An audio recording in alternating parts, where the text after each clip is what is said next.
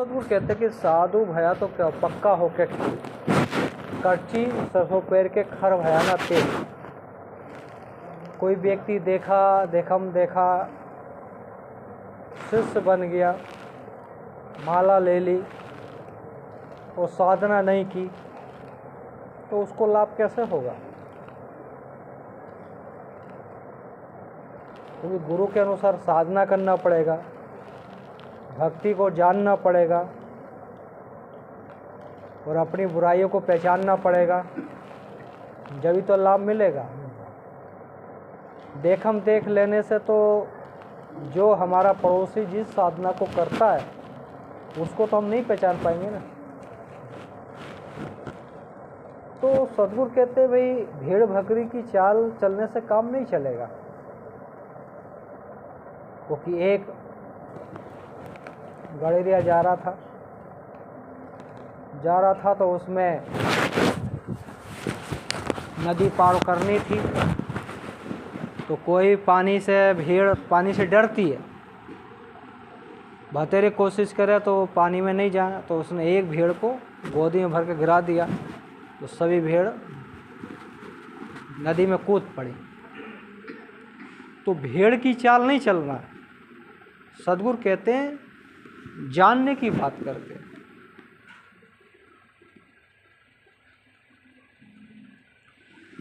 तो वहीं पर पक्का होने की बात है। तो वो भी जो सुरती गोपाल तो सर्वानंद की माता जी थी, वो पक्का शिष्य कबीर साहब की हुई और उनको ज्ञान बोध हुआ। होने के बाद फिर वो अपने गांव चली गई। उस समय उनका लड़का छोटा था, बड़ा हुआ, बड़े बड़े गुरुकुल में पढ़ाई उसने की, अच्छा विद्वान हो गया। तो अपनी ज्ञान की तलवार से उन्होंने बड़े बड़े ऋषि मुनियों को, ज्ञानियों को हरा दिया। तो सामाजिक लोग उनको फिर सर्वजीत नाम से संबोधित करने लगे। तो जब वो अपने घर जाते थे तो उनकी माताजी उनको सर्वानंद कहती थी।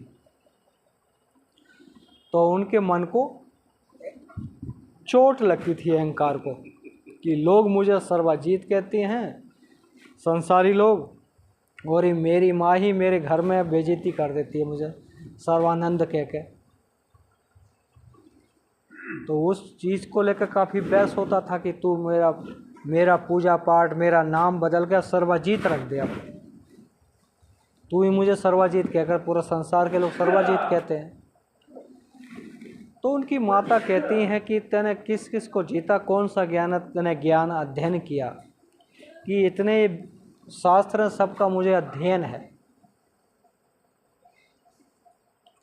तो उनकी माता जी समझ गए इसको शास्त्र का ज्ञान है लेकिन आत्मा ज्ञान नहीं है, और इसको अपने ज्ञान का बहुत घमंड है। तो उनकी माता जी ने कहा कि काशी में कबीर साहब रहते हैं, कबीर चबूतरा पे, वहाँ जाना, अगर उनको जीत के आ जाओगे तो मैं तुम्हारा नाम सर्वजीत के नाम से घोषित कर दूंगी।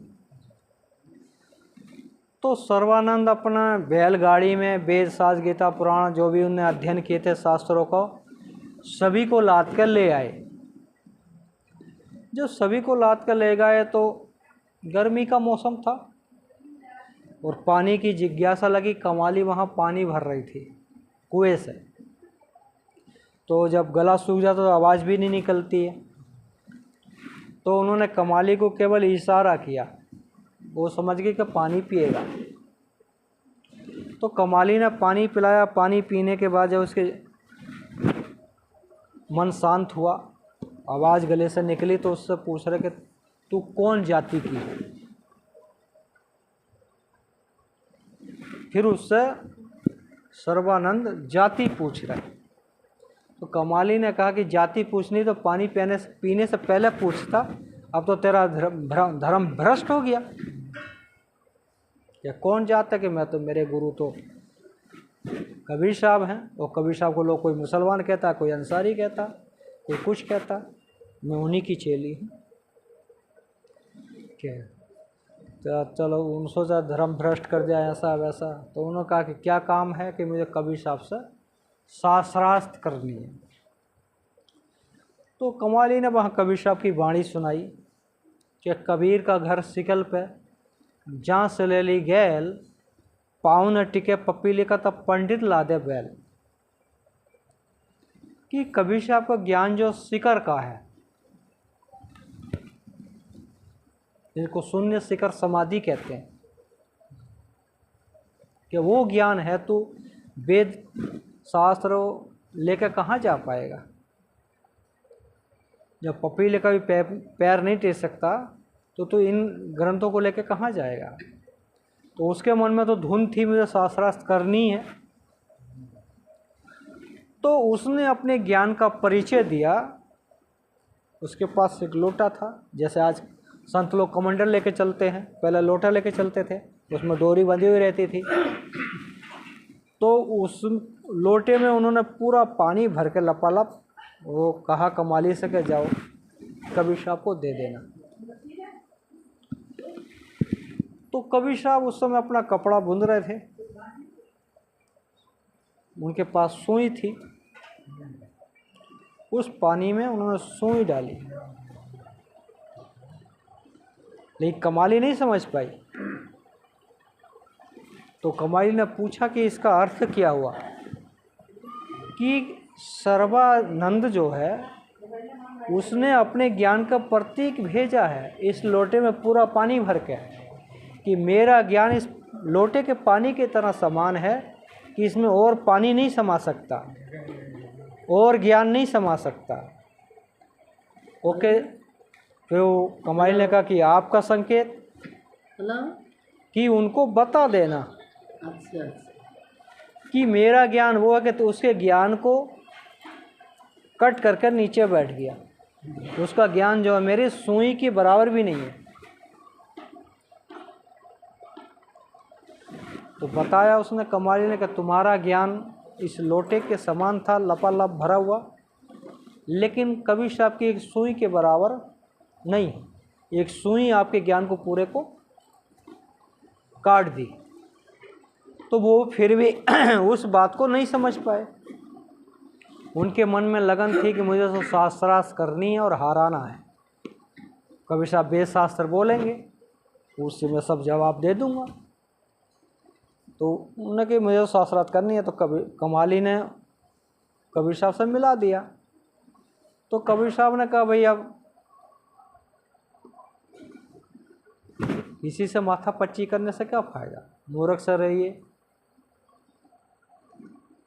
पंडित से बोलिए जिन्हें जक मारी, हाँ हितकारी। पंडित है तो हितकारी की बात करो तो कुछ ज्ञान की बात बताएगा, मूर्ख से बात करोगे तो वो आपका समय नष्ट करेगा। तो कबीर साहब ने कहा कि अब समय नष्ट करने से कोई फ़ायदा नहीं। उन्होंने कहा कि जो आपको लिखना सो लिख लीजिए। तो उन्होंने लिखा कि कबीर हारे और सर्वानंद जीता, अपनी डायरी में लिखा। लिखने के बाद वो तो खुशी हो गए कि कबीर साहब, मेरी माँ तो कहती थी कि मेरे गुरु बहुत ज्ञानी है, ऐसा है वैसा है, इन्होंने तो देखते ही हार मान ली मुझसे। और खुशी खुशी खुशी अपने गांव पहुँचे, घर पहुँचे। अब सब लोग इंतज़ार कर रहे थे भाई क्या हुआ क्या हुआ क्या हुआ, कबीर साहब तो हार मान लिए, ऐसा है वैसा है, और मैं जीत गया। तो क्या माता जी बोली अच्छा दिखाओ डायरी में क्या लिखा है। माता तो जान ही रही थी। तो उन्होंने डायरी खोली तो लिखा कबीर जीते सर्वानंद हारा। तो उसने कहा मुझसे लिखने में गलती हो गई माता जी, मैं फिर से जा रहा हूँ। फिर वो आया। फिर कबीर साहब बोले भाई अब क्या बात हुई कि अब कैसी आप अपना अंगूठा लगा दीजिए। तो सर्वानंद ने लिखा कबीर हारे सर्वानंद जीता। उनसे और कबीर साहब से अंगूठा लगवा लिया। तो वहाँ पर जब फिर पहुँचा तो फिर उसका विपरीत हो गया कि कबीर जीते सर्वानंद हारा। तो फिर उनकी माता ने उनको समझाया कि आप कबीर साहब के ज्ञान के बगैर जीरो हो, उनकी शरण में जाओगे तो आपका कल्याण हो जाएगा। तो फिर वही कबीर साहब की शरण में आए, उनके साथ रहे कबीर साहब के साथ, और लेखन कार्य फिर उन्होंने किया जो साहिब वाणी बोलते थे। फिर उन्हीं का नाम बदलकर सुरती गोपाल रखा गया। कबीर साहब के अंतर ध्यान होने के बाद गद्दी पे फिर वही बैठे सर्वाजीत सर्वानंद, जिनका नाम बदलकर सुरती गोपाल रख दिया गया था। तो कुछ बातें पढ़ने से सुनने से समझ में नहीं आती, साधना से आती हैं। अब सदगुरु कबीर साहब कहते हैं, संसार के लोग कहते हैं कि भगवान नदी में डुबकी मारोगे तो मिल जाएगा, है ना, 4 धाम में जाओगे तो भगवान मिल जाएगा, 68 तीर्थ करोगे तो मिल जाएगा, है ना, मंदिर में मिल जाएगा, मस्जिद में मिल जाएगा, गुरुद्वारे में मिल जाएगा, जिसकी जैसी आस्था लोग बता रहे हैं। लेकिन सदगुरु कबीर साहब भगवान को पीछे पीछे घुमाने की बात करते हैं।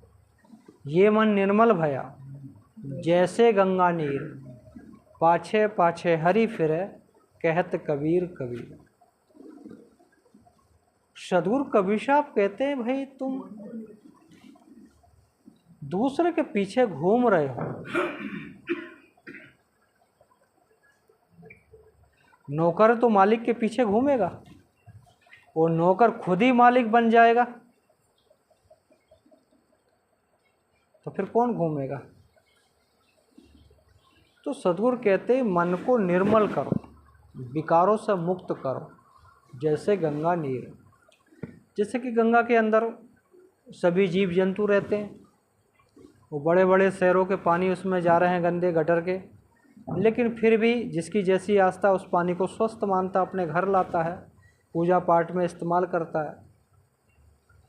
तो सदगुरु कहते हैं, आप अपने उस गंगा के जल को तो निर्मल मान रहे हैं, लेकिन अपने मन को निर्मल कब करोगे। जब हम अपने मन को निर्मल कर लेंगे, विकारों से मुक्त कर देंगे, जिस भगवान को हम बाहर ढूंढ रहे हैं वो तो हमारे अंदर ही है, हमारे पीछे पीछे है। जैसे परछाई हमारे पीछे हमारा साथ देती है, ऐसे ही ईश्वर शक्ति भी हमारे साथ है। लेकिन उसको पहचानने की और जानने की हमारी क्षमता नहीं है। सांसारिक लोग भगवान को अलग बताते हैं, कबीर साहब जीवात्मा में बताते हैं। सब घट मेरे साइयाँ सोनी सहज ना कोय, बलिहारी बाघट की जहाँ प्रगट होए। संसारी लोग अलग बता रहे हैं, लेकिन कबीर साहब सभी जीवात्मा के अंदर बता रहे हैं। क्यों बता रहे हैं? क्योंकि इसमें ही प्रकट है, लेकिन हमारी गलतियों के कारण वो छिपा है। चेतन राम,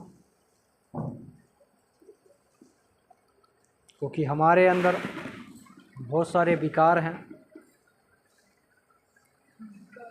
जब विकार हैं तो फिर हम उस चीज़ को कैसे देख पाएंगे? क्योंकि पर्दे लगे हैं, काम के, क्रोध के, लोभ के, मोह के, निंदा के, चुगली के, बेईमानी के, इतने सारे पर्दे लगे हैं। तो फिर उस राम को हम कैसे जान पाएंगे? राम को जानने के लिए तो हमको अपने हृदय के पर्दे ख़त्म करने पड़ेंगे, जब तो हम सामने की वस्तु देख पाएंगे। तो उसी को प्रकट करने की बात करते हैं कबीर साहब। है सभी के अंदर, लेकिन प्रकट जिसने किया उसकी बलिहारी है। वो प्रकट कैसे होगा? ध्यान करने से, साधना करने से, सत्य मार्ग पे चलने से, भक्ति करने से, और सभी लोगों से प्रेम भाव से रहने से जब प्रकट होगा। तो प्रकट जैसे कि परमात्मा सभी को ऊर्जा बराबर दे रहा है, किसी की भी कोई परमात्मा से किसी की कोई दुश्मनी नहीं है, है ना? या दुश्मनी है कैसा नहीं है? जैसे सूर्य रोज़ निकलता है, सबको प्रकाश देता नहीं देता? किसी से कोई दुश्मनी है? हिंदुस्तान को भी दे रहा, पाकिस्तान को भी दे रहा, बांग्लादेश को भी दे रहा है, हिंदू को भी दे रहा, मुस्लिम को भी दे रहा है, सिख को भी दे रहा है, पंडित को भी दे रहा है, ठाकुर को भी दे रहा है। वो सभी समाज को सूर्य बराबर ऊर्जा दे रहा है। किसी से कोई दुश्मनी नहीं, किसी से कोई जाति भेद नहीं। लेकिन उसकी ऊर्जा लेने के लिए हमें घर से बाहर निकलना पड़ेगा ना, जब भी तो उसका ताप मिलेगा। तो घर में बैठे रहो। अगर कोठरी के अंदर बैठे रहेंगे और हम क्या, वो कोठरी से कोठरी, बहुत सारी कोठरी हो जहाँ सूर्य का एक भी किरण नहीं जाती हो और वहाँ अंधेरा ही अंधेरा हो, और उस व्यक्ति से कहते कि प्रकाश भी होता, तो क्या वो व्यक्ति क्या कहेगा? प्रकाश नाम की कोई चीज़ नहीं, दुनिया पूरी अंधेरे में जी रही है ना? तो वो व्यक्ति ऐसा कहेगा कि पूरी दुनिया अंधेरे में जी रही है, प्रकाश है ही नहीं। मैं तो इतने दिन से 100 साल से यहीं पर रह रहा हूँ, मैंने प्रकाश देखा ही ना, तो अंधेरे में जी रहा हूँ। तो ऐसे ही आदमी अंधेरे में जी रहा है। भक्ति रूपी जो प्रकाश मिलना चाहिए, ज्ञान रूपी जो प्रकाश मिलना चाहिए, और सद्गुरु रूपी जो कृपा मिलनी चाहिए, तो कैसे मिले? जब हम ध्यान करेंगे, साधना करेंगे, माता पिता की सेवा करेंगे, सभी भाई भाई प्रेम से रहेंगे, पति पत्नी प्रेम से रहेंगे, पड़ोसी से प्रेम से रहेंगे, सबसे अच्छा का व्यवहार करेंगे, जब ही तो उस ऊर्जा के दर्शन होंगे, महसूस कर पाएंगे। हम विकारों की कोठरी में बैठे हैं, तो सद्गुरु की कृपा कैसे होगी? एक सूर्य की ऊर्जा लेने के लिए हमें कमरे से बाहर निकलना पड़ता है। तो परमात्मा की भी ऊर्जा लेने के लिए, गुरु की ऊर्जा लेने के लिए, तो हमें गुरु की तरफ जाना पड़ेगा। जैसे कमरे से बाहर निकलते हैं, सूर्य की तरफ पैर हमारे चलते हैं, तो ऐसे ही हमको गुरु की तरफ, सद्गुरु की तरफ, भक्ति की तरफ, सेवा की तरफ, करुणा की तरफ, दया की तरफ, क्षमा की तरफ, संतोष की तरफ जाना पड़ेगा। जब उस सद्गुरु की ऊर्जा मिलेगी। ये चीज़ें नहीं है तो परमात्मा कहीं भी नहीं दिखेगा। और जब हमारे हृदय में दया भी है, करुणा भी है, भक्ति भी है, सेवा भी है, सुमरन भी है, ध्यान भी है, पूजा भी है, पाठ भी है, हर किसी के प्रति प्रेम भी है, तो हर जगह भगवान दिखेगा। माँ के अंदर, पिता के अंदर, पति के अंदर, पत्नी के अंदर, बच्चों के अंदर, हर जगह वही दिखाई देगा। जिसमें देखो तू ही तू। तो ऐसी भक्ति हमारी होगी जो जब हर जगह वही दिखाई देगा, जहाँ देखो तू ही तू। तो ऐसी हमारी जिज्ञासा होगी, भक्ति होगी, जब ही दिखाई देगा, ना तो नहीं दिखाई दे सकता। सामने भगवान खड़ा है तो भी नहीं जान पाएंगे, लेकिन वो दृष्टि होगी जब ही हम पहचान पाएंगे। वो दृष्टि पैदा पर चलना पड़ेगा मार्ग पर। जब तक मार्ग पर नहीं चलेंगे, गुरु ने मार्ग बताया, ध्यान मूलम गुरु मूर्ति, है ना? तो गुरु के ध्यान, गुरु मूर्ति ध्यान पे हम चल कहाँ रहे? ध्यान मूलम गुरु मूर्ति, गुरु की प्रतिमा है या गुरु के चरण स्पर्श करते।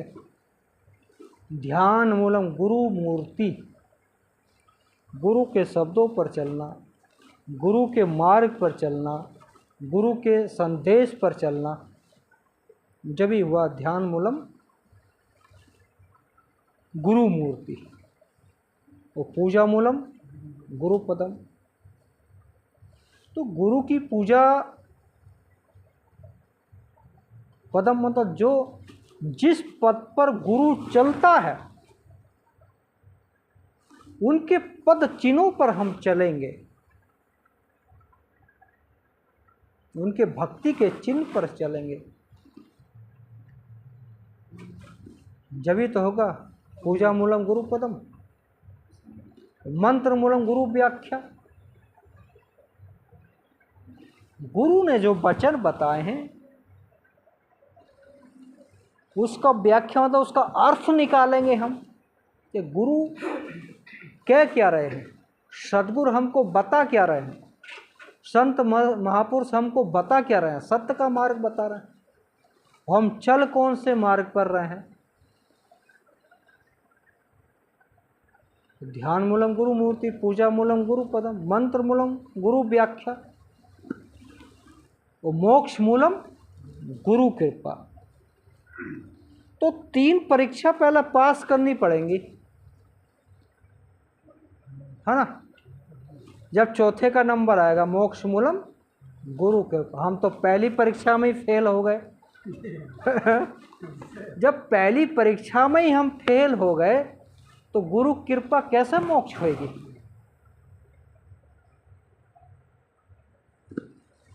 तो उन परीक्षा को पास करना है, वो पास करेंगे तो फिर मोक्ष भी मिल जाएगा। मोक्ष अलग से नहीं है। सद्गुरु महापुरुष कहते हैं कि मोक्ष अलग से नहीं है, मोक्ष आपके अंदर है, जिसको कहते हैं अज्ञान दशा में जीव है, मोक्ष दशा में शिव है। और सद्गुरु कहते हैं भव बंधन से बांध दिया एक बेचारा जीव, कीविल छूटा की छोड़ा में पीव। सद्गुरु ये कहते हैं। तो अज्ञान दिशा में जीव है, साधारण व्यक्ति, और मोक्ष दिशा में शिव। शिव माने साधक, शून्य शिखर की समाधि। जैसे कि लोग शिव भगवान की पूजा तो करते हैं, जल चढ़ाते हैं, व्रत रखते हैं, लेकिन उनके सिद्धांत को नहीं जानते। शिव भगवान जो है शून्य समाधि लगाते थे, पर्वत पर जाकर जो बैठते थे एकांत में, शून्य शिखर की समाधि लगाते थे, चुपचाप अपना बैठे रहते थे। पार्वती कहते थे इनको कुछ काम नहीं, चुपचाप बैठे रहते हैं, क्योंकि उनकी पार्वती की वो साधना नहीं थी जो साधना को वो कर रहे थे। तो जो भी हमारे महापुरुष हैं, चाहे किसी भी जाति में, किसी भी धर्म में, या किसकी जैसी भी पूजा पाठ है, लेकिन उन महापुरुषों के पीछे जो सिद्धांत है साधना का, भक्ति का, समाधि का, उसको पकड़ने की जरूरत है। 4 लोटा जल चढ़ाने से शिव भगवान प्रकट नहीं होंगे। वो हमारी एक आस्था है, उसमें भी फायदा है।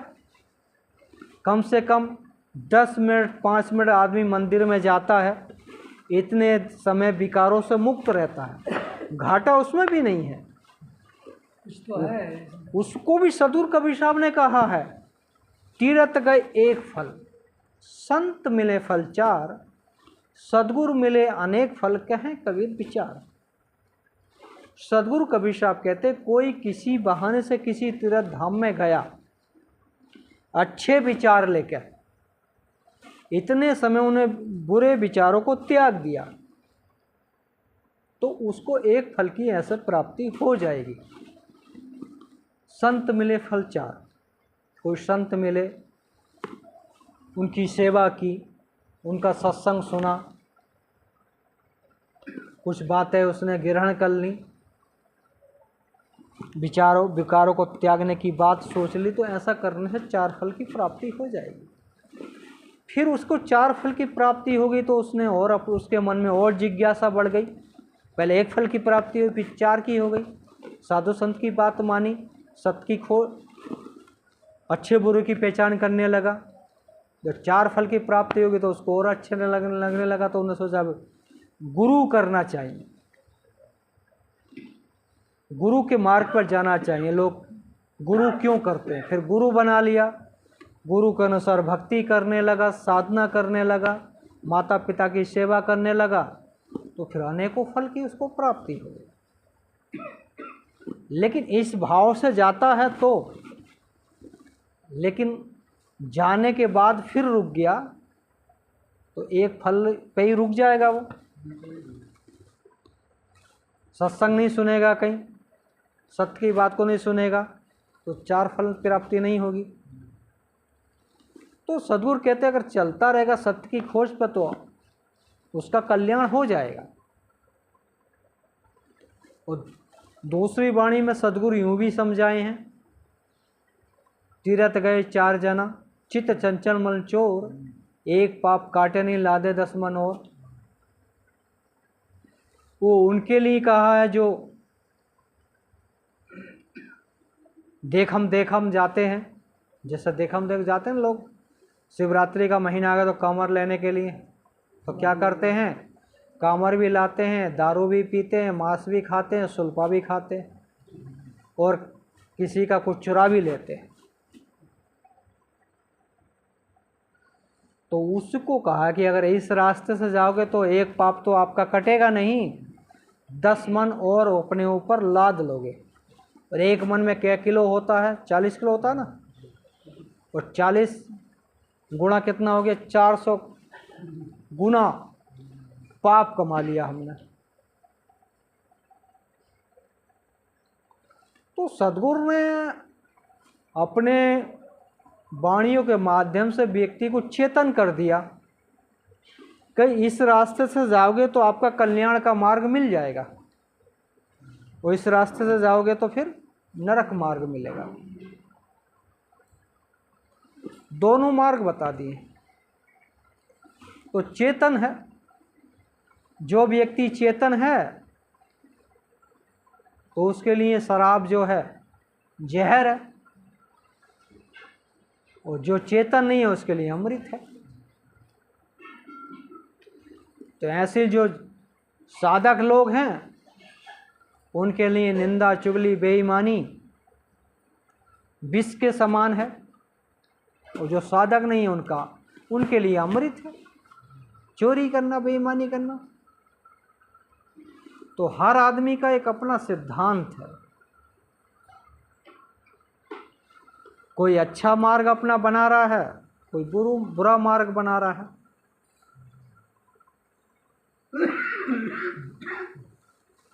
तो उसी को सद्गुरु कहते कि भवबंधन से बांध दिया एक बेचारा जीव, कीबिल छूटे आप की छोड़ा मैं पीब। सद्गुरु कबीर साहब कहते कि भवबंधन से बांध दिया। कितने जीवांतर बंधनों में बंधता चला आ रहा है। या तो उसको खुद चेतना लगी कि यार बीड़ी नहीं पीना चाहिए, गंदी आदत है, मांस नहीं खाना चाहिए, इससे हमारे द्वारा किसी की हत्या होती है, शराब नहीं पीना चाहिए। जब उसको खुद चेतना होती है तो धीरे धीरे छोड़ देता। की छोड़ा मैं पीब, या तो फिर किसी साधु संत का सत्संग सुनता है, उसको समझाते हैं, बताते हैं, तो छोड़ता है।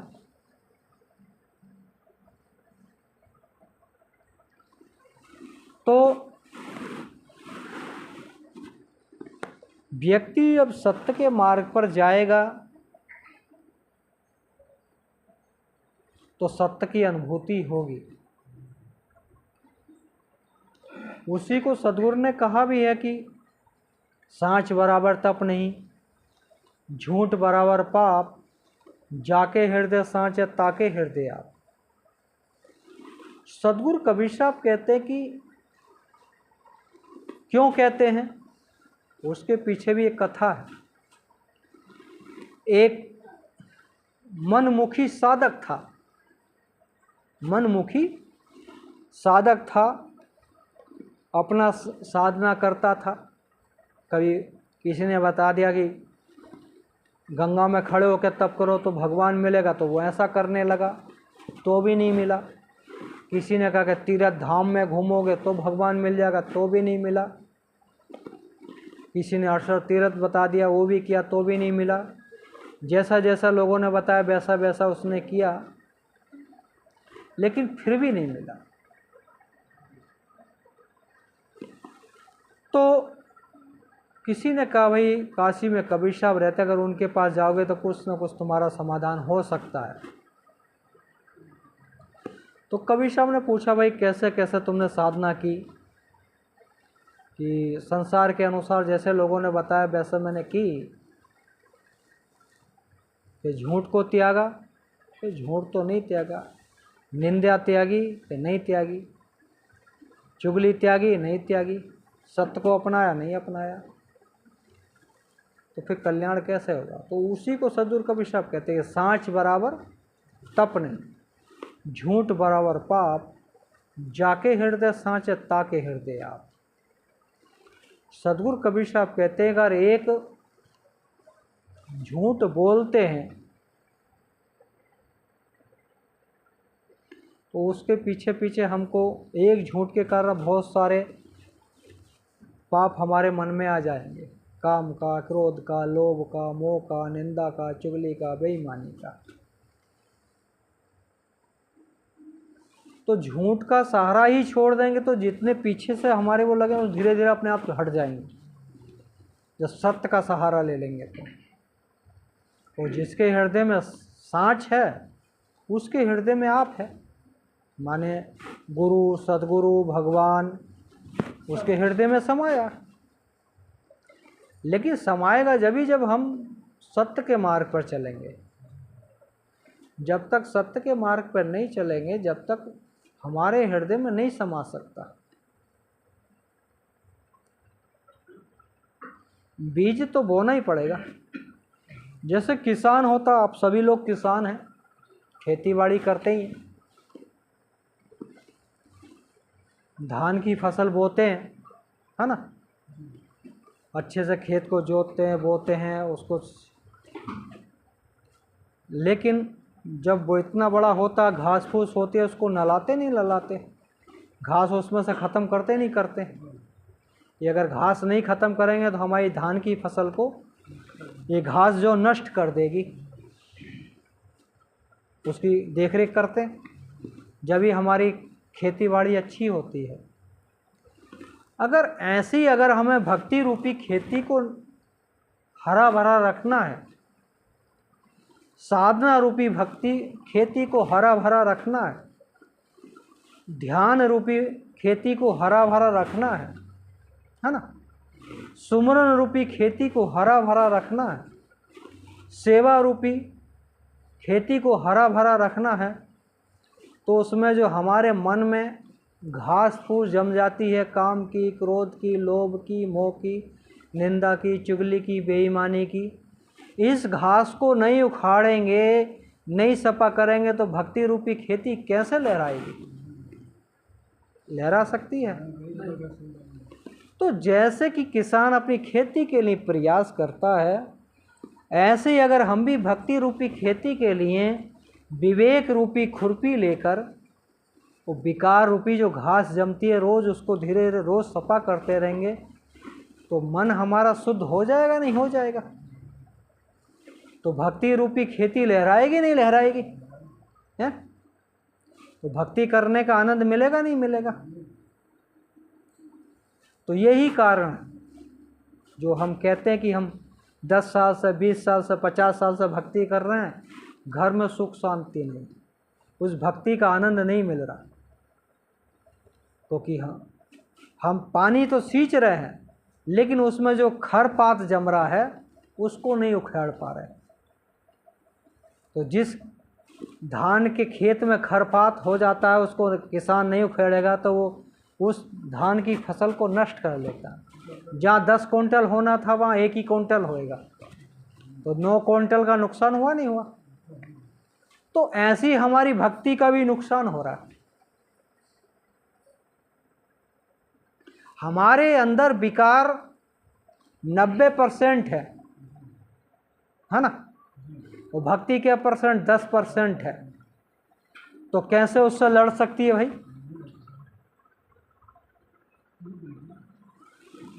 तो भक्ति के परसेंटेज को बढ़ाना पड़ेगा, है ना।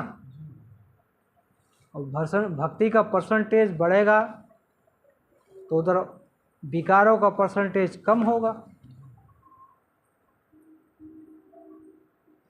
तो उसको जितना हम बढ़ाएंगे भक्ति की तरफ, इतना भक्ति करने में आनंद मिलेगा। जिसको सदगुरु कबीर साहब कहते हैं, मन मस्त हुआ तो क्या बोले, हीरा पाया गांठ गठरिया, बारहवा को क्या खोले। सदगुरु कबीर साहब कहते कि मन मस्त हुआ तो क्या बोले। वो मस्ती ऐसी है साधना की, वहाँ कहने सुनने की बातें बंद हो जाती है। कहने सुनने में वो ध्यान नहीं देता, केवल सुमरन करने में और समाधि में ध्यान देता है। वो परिभाषा आती है। अगर उस साधना पे कोई व्यक्ति गया होगा तो उसको उस अनुभूति हो ही होगी। फिर पूरा संसार एक कूड़ा कचड़ा लगने लगता।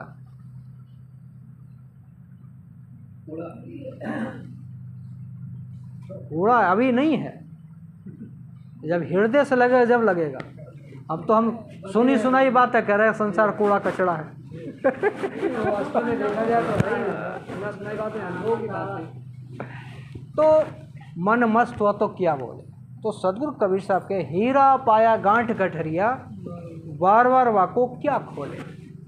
जो आपने नाम रूपी हीरा पाया है, गुरु रूपी हीरा पाया है, भक्ति रूपी हीरा पाया है, तो उसको गठिया लो, उसका सुमरन करते रहो, ध्यान करते रहो, पाठ करते रहो,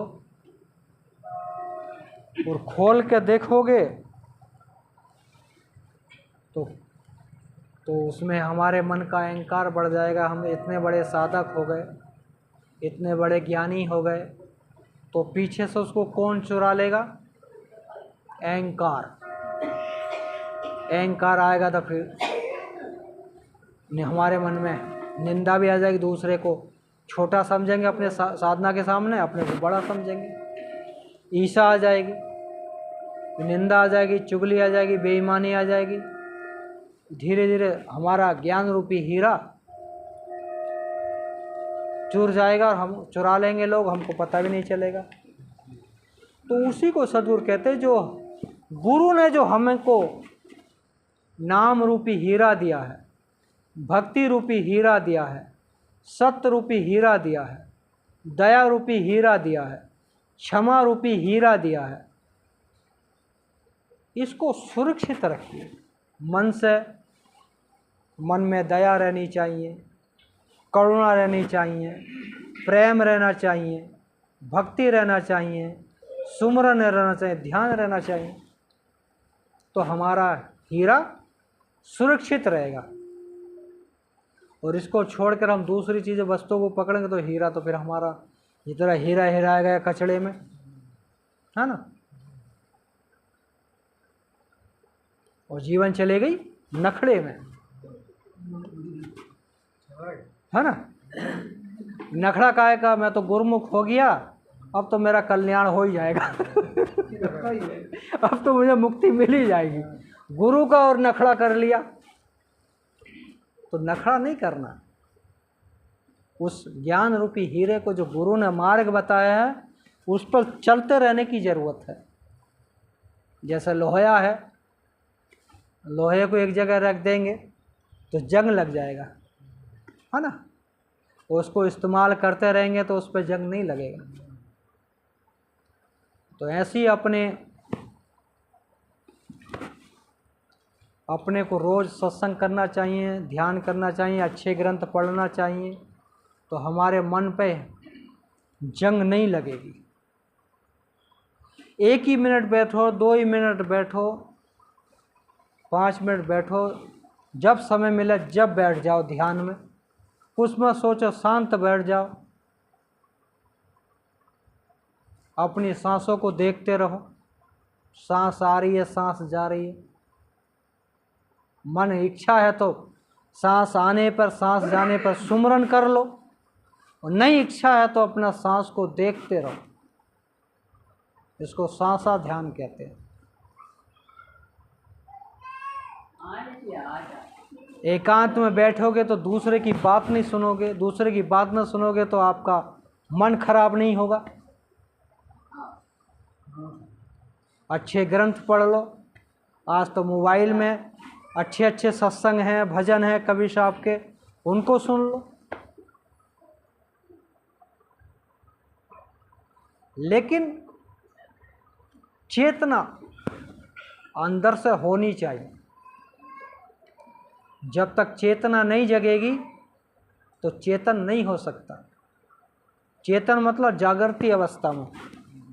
चेतन मतलब छोटा सा चिंगारी, एक छोटी सी माचिस की तिल्ली पूरे वन को आग लगा देती है। ऐसी अगर अज्ञान की चिंगारी आपके अंदर कहीं लगी है तो एक दिन इतनी भयानक आग लगाएगी तो आपके जो विकारों का जो संसार बसा है ना, बाग बगीचा, सबको जलाकर राख कर देगी। तो उसी को सद्गुरु कहते कि हीरा पाया गांठ गठरिया बारों को क्या खोले। तो भक्ति रूपी हीरा जो है उसको सुरक्षित रखिए। प्रतिदिन ध्यान सुमरन पाठ करते रहिए तो मन सत्य की तरफ जाता रहेगा। और हम छोड़ देंगे तो कूड़े कचड़े की तरफ चला जाएगा। हल्की थी तब चढ़ी तराजू, पूरा भया तो क्या तोले। जब कोई वस्तु हम तोलते हैं तो एक तरफ कोई सामान रखते हैं, दूसरी तरफ वस्तु रखते हैं। जब पूरा हो जाता है उससे ज़्यादा रखे पल्ला टिक जाता है, फिर कितना भी रखोगे पता नहीं चलेगा। पूरा भया तो क्या तोले।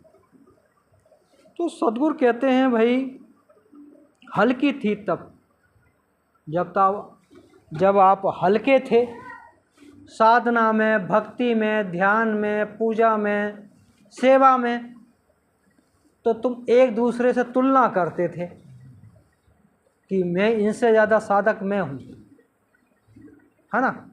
ऐसा तुलना करता है आदमी कि इनसे पहले गुरुमुख मैं हुआ हूँ, इसको क्या पता, इसको मैंने ही भक्ति में जोड़ा है और आज मेरा ही गुरु बनना है।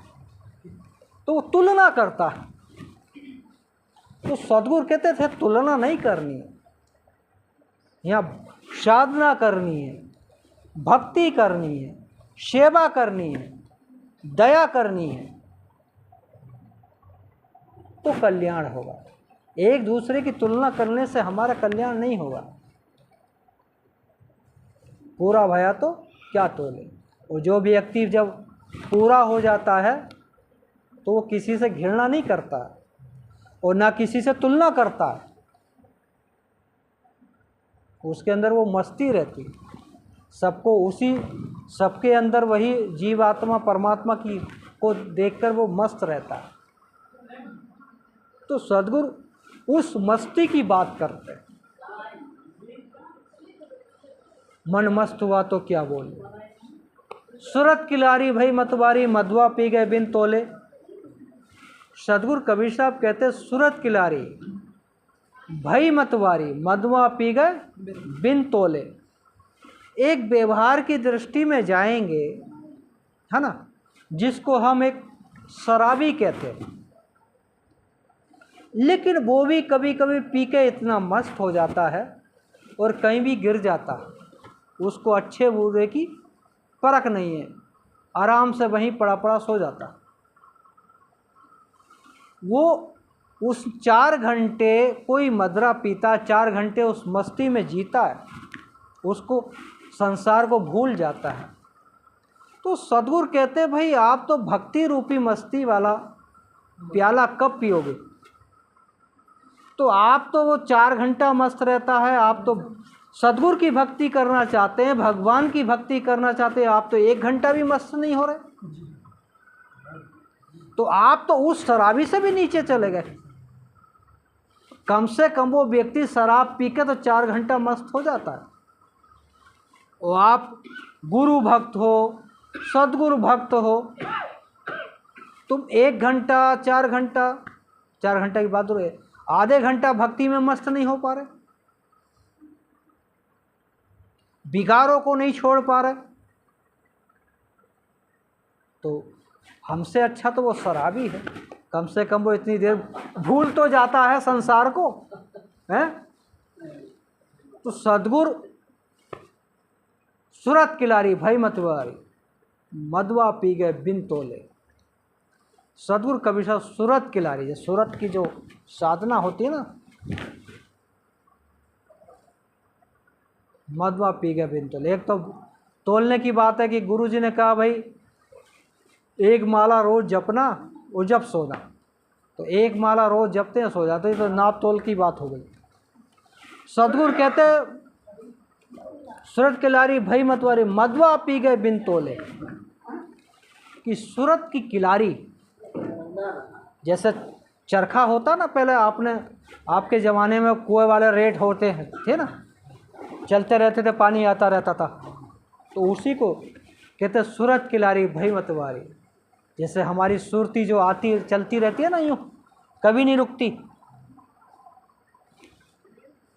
सूरत किलारी भई मतवारी।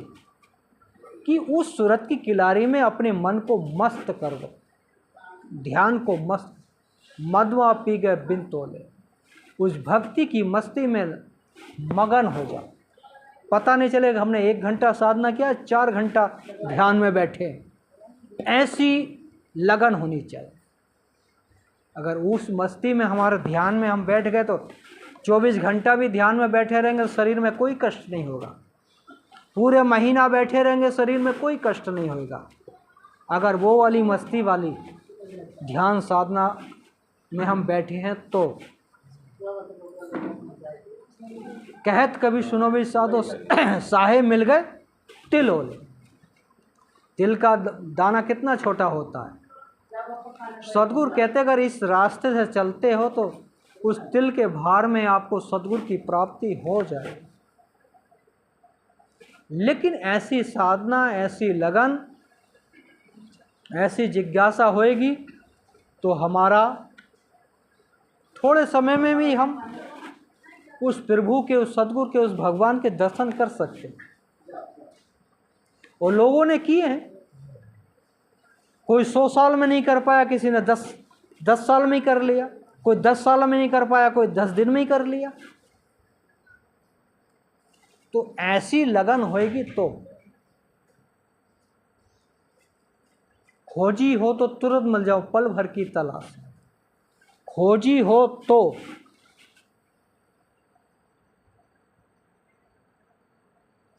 सदगुरु खोजी की बात करते। खोजी बनना है,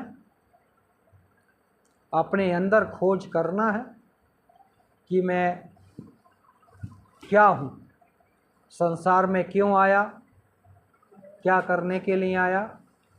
सब कार्य करते हुए समय निकाल के अपना पूजा पाठ, ध्यान, अध्ययन करना चाहिए। क्योंकि जो भी भौतिक चीज़ें हैं वो तो सब यहीं छूटनी है। तो उसको जीवन यापन करते हुए थोड़ा अपना भी कल्याण करना है। क्योंकि हम सत्य के मार्ग पर चलेंगे तो हमारे परिवार के बच्चे भी सत्य की खोज करेंगे। वो हमें दूसरे गलत रास्ते पे चलेंगे तो बच्चे से हम कैसे कह सकते तू साधु बन जा।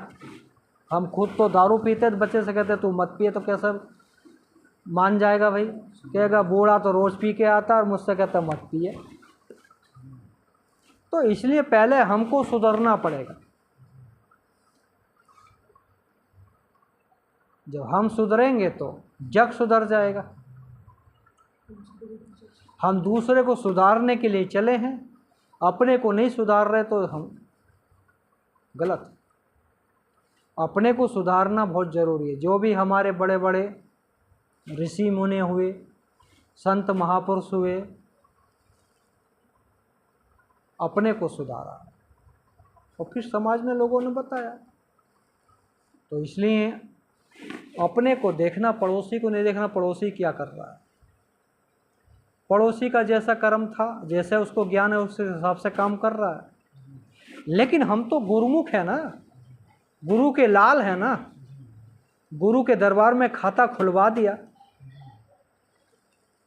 लेकिन पैसा जमा ही नहीं कर रहे, है ना, तो एटीएम से कैसे निकाल पाओगे। तो भक्ति रूपी बैलेंस जमा करो। खाता ही तो खुलवाया, केवल खाता खुलवाने से तो बैलेंस नहीं बढ़ेगा ना, उसमें पैसा जमा करना पड़ेगा। तो हमें ज़रूरत होगी तो बैंक से पैसा लेके हम अपना मकान बना सकते हैं, अपनी बीमारी में लगा सकते हैं, सामाजिक सेवा कर सकते हैं। धन होगा तो, ये भौतिक धन हो गया। लेकिन आत्मा धन को एकत्रित करने के लिए हमने गुरु दरबार में खाता खुलवाया है, लेकिन भक्ति रूपी किस्त उसमें जमा ही नहीं कर रहे, तो बैलेंस कैसे बढ़ेगा। भक्ति रूपी बैलेंस कैसे बढ़ेगा, कैसे मोक्ष मिलेगा, कैसे गुरु के दर्शन होंगे, कैसे सदगुरु के दर्शन होंगे। तो पहले तो भाई हमको अपनी खाता खुलवाया है, तो खाते में हमें भक्ति रूपी जो बैलेंस जमा करना पड़ेगा, सेवा रूपी बैलेंस जमा करना पड़ेगा, ध्यान रूपी बैलेंस जमा करना पड़ेगा, जब ही तो हम निकाल के किसी का भला कर सकते हैं। जो साधक होते हैं, कबीर साहब के पास वो बैलेंस था, जब ही तो कमाल और कमाली को जीवित कर दिया था। उनके पास था जब ही तो जीवित कर दिया, और नहीं होता तो कहाँ से करते। ऐसी अगर हमारे अंदर भी वो साधना है, वो भक्ति है, तो हम कोई भी साधु संत किसी को आशीर्वाद दे दे तो उसका कल्याण हो जाता है। अयोध्या की कहानी आप सुनी होंगे, और उसकी काशी की कीनाराम बाबा की और तुलसीदास बाबा की सुने हो नहीं सुने? नहीं सुने। काशी 80 घाट पर काशी में एक तरफ कीनाराम बाबा रहते थे और एक तरफ तुलसीदास जी रहते थे। तो तुलसीदास विष्णु उपासक थे और अच्छा साधना करते थे, भगवान उनको दर्शन देते थे। तो आश्रम में भक्त लोग जाते ही हैं, कोई भक्त जाते थे, सेवा करते थे, पति पत्नी, लेकिन उनके बच्चा नहीं थे, मन निराश रहता था। निराश रहता था तो दोनों तुलसी साहब पूछे, भाई क्यों तुम उदास रहते हो, क्या कारण है। कि भाई हमारे घर में कोई बच्चा नहीं है वंश चलाने वाला, इसलिए हम दुखी हैं। तो तुलसी साहब ने कहा कि अच्छा, मैं भगवान से पूछ के बताऊंगा। उन्होंने भगवान की पूजा अर्चना की, भगवान प्रकट हुए। तो उन्होंने पूछा कि ये भगत हमारे दरबार में आता है, सेवा करता है और वो निराश रहता है, उसके जीवन में कोई बच्चे का सुख दे देते आप तो अच्छा होता। तो विष्णु भगवान ने कहा कि इसके जीवन में तो 7 जन्मों तक कोई बच्चे का नहीं है, योग नहीं है। तो यही बात उन्होंने जाकर भगत से बता दी। भाई भगवान तो कह रहे तेरे 7 जन्मों तक कोई बच्चे का लक्षण नहीं दिखाई दे रहा, 7 जन्मों तक तुम बांझ रहो। तो मन दुखी हुआ। दुखी होने के बाद वो आते जाते रहे। फिर जैसे गांव बस्ती में लोग बता देते, भाई उस डॉक्टर से फ़ायदा नहीं मिला तो उस डॉक्टर के पास जाओ, उस बाबा से फ़ायदा नहीं मिला तो उस बाबा के पास चले जाओ, है ना।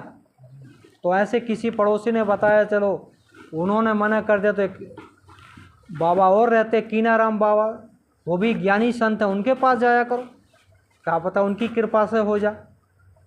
तो वो कीनाराम बाबा के पास जाने लगे, आश्रम में सेवा करने लगे। सेवा करने लगे तो वो एक दिन वो भी पूछ बैठे, भाई तुम क्यों नाराज रहते हो? कि हमारे कोई संतान नहीं है इसलिए निराश रहते हैं। कि जा तेरे 4 पुत्र होंगे। समय आया, धीरे धीरे उसके 4 बच्चे हो गए। उसी रास्ते से एक बार तुलसीदास जी गुजर रहे थे, तो उन्होंने सोचा ये तो मेरे भगत का घर है, चलो मिलते हुए चलते हैं। घर के अंदर आए तो उन भगत ने कहा कि जाओ गुरु जी के पैर छुओ। बच्चों 4 बच्चों ने पैर छुए, आशीर्वाद दिया। कि उन्होंने पूछा भाई ये बच्चे किसके हैं? कि हमारे ही बच्चे हैं। और किसके? कि कैसे हो गए? कि कीनाराम बाबा ने आशीर्वाद दिया था, उनकी कृपा से हो गए। तो तुलसीदास जी को मन को ऐसे चोट लगी, भगवान ने मुझसे झूठ बोला, मुझे झूठा बना दिया। और ये कह रहा 7 जन्मों तक नहीं है, और कीनाराम बाबा के आशीर्वाद से 4 बच्चे हो गए। तो उन्हें क्रोध आ ही रहा था। शाम को गए, पूजा पाठ की, अर्जी की। भगवान प्रकट हुए कि भगवान तुम तो बहुत झूठे हो। तुमने कहा कि 7 जन्मों तक इसके कोई बच्चा नहीं होगा, उसके घर तो 4 बच्चे खेल रहे हैं। कि कैसे? कि कीनाराम बाबा ने आशीर्वाद दिया था इसलिए खेल रहे हैं। तो कैसे हो गए 4 बच्चे? तो भगवान बोले अच्छा ठीक है, समय पे बताएंगे। भगवान वहाँ मौन हो गए और अपना चले गए। जाने के बाद समय बीता। बीतने के बाद फिर भगवान प्रकट हुए और तुलसीदास बाबा से कहे कि एक कटोरा है, जिंदे मानुष का मांस लेके आना।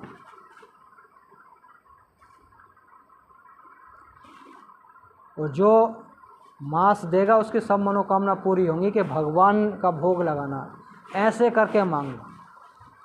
तो तुलसीदास पूरी काशी में घूमे, सब ने मना कर दिया। फिर लास्ट में कीनाराम बाबा के पास गए कि मुझे मानुष का मांस चाहिए और भगवान को भोग लगाना, भगवान की इच्छा मांस खाने की है, वो भी मनुष्य का। तो कीनाराम बाबा ने चाकू निकाला, अपनी बॉडी से मांस निकाल कर दे दिया। और देने के बाद जैसे भोग लगाया, भगवान प्रकट हुए। तो भगवान ने कहा कि देखो कीनाराम बाबा ने तो आपने केवल कहा कि भगवान को भोग लगाना है, उन्होंने मांस निकाल के दे दिया। किंतु परंतु कुछ नहीं कहा उन्होंने कि मांस तो तेरे पास भी था, तूने क्यों नहीं दिया? जब उसने मेरी बात को नहीं टाला तो मैं उनकी बात को कैसे टाल दूँ? तो वो भक्ति का बैलेंस होता है, तो संत महापुरुष कुछ भी कर सकते।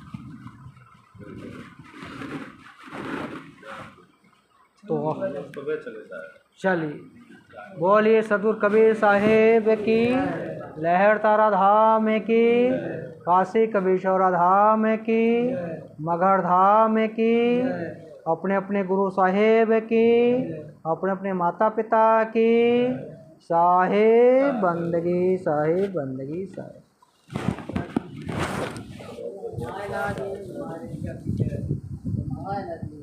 क्या हुआ?